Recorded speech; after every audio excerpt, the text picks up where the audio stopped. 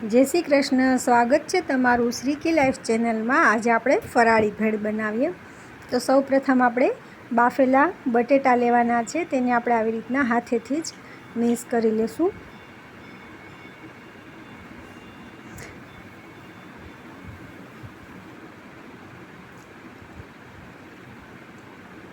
એ થઈ જાય એટલે આપણે તેની અંદર બીજી બધી વસ્તુ વારાફરતી ઉમેરીશું. આ થોડી વેફર છે, તેને પણ આપણે હાથેથી જ આવી રીતે ક્રશ કરી નાખીશું. તેની અંદર આપણે ફરાળી ચેવડો છે એ ઉપર રાખીશું.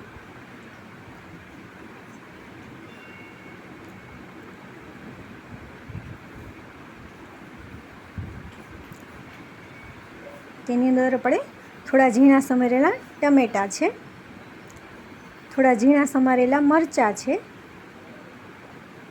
અને કાચી કેરી છે નાની નાની સમારેલી.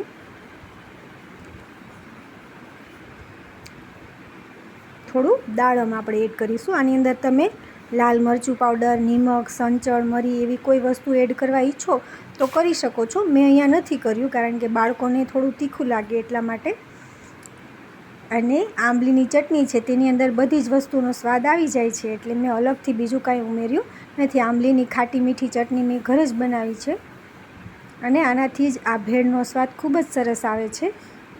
તમે ગોળ આંબલીની, ખજૂર આંબલીની એવી રીતે ચટણી બનાવી શકો છો, જે સ્વાદમાં ખૂબ જ સરસ લાગે છે. અને આપણે આમાં તેને ઉમેરીએ એટલે આ ભેળનો સ્વાદ ખૂબ જ વધી જાય છે.